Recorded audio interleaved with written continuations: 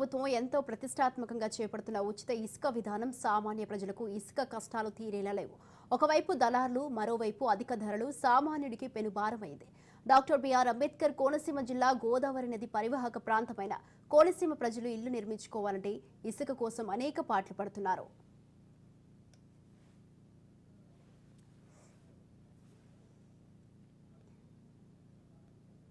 కూటమి ప్రభుత్వ హయాంలో ఉచిత ఇసుక విధానం వినియోగంలోకి రావడంతో ఇల్లు నిర్మించుకునే సామాన్యులకి ఒకంత ఆనందం వెల్లివిరిసింది. అయితే గత ప్రభుత్వ హయాంలో ఇసుక పాలసీ మాదిరిగానే అధిక ధరలకు ఇసుక దొరుకుతుంటే సామాన్య ప్రజలకు నిరాశ మిగిలింది.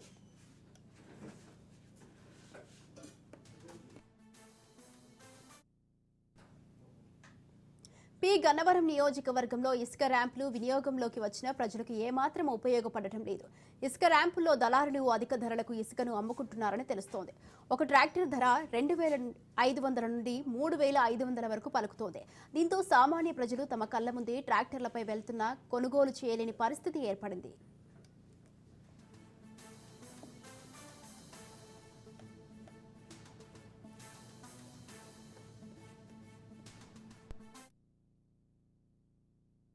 వచ్చిన తర్వాత కూడా ఇసుకైనా అందుబాటులో ఉంటుందని చెప్పి ప్రకటించారు. ఈ విషయంలో మేమైతే చాలా సంతోషపడ్డాం.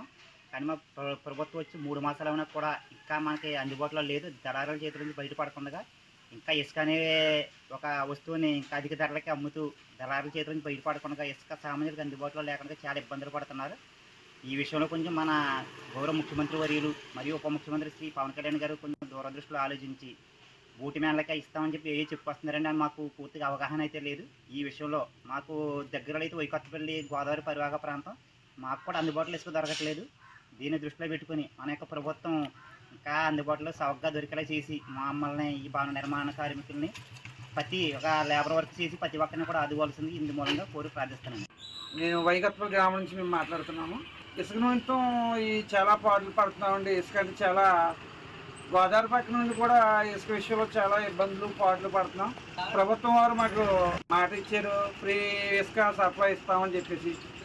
దీనికోసం మేము చాలా ఆశతో ఎదురు చూస్తున్నామండి. కానీ ఇసుక మాకు అందుబాటులో లేకపోవడం చాలా ఇబ్బందిగానే ఉంది.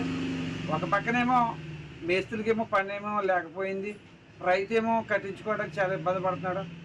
ప్రభుత్వం ఏమో మాట ఇచ్చింది. ఇక్కడ చూస్తేనేమో 4,000, 5,000, 3,000 రకరకాలుగా డబ్బులు పెట్టి మరి కొనుక్కోవాల్సి వస్తుంది.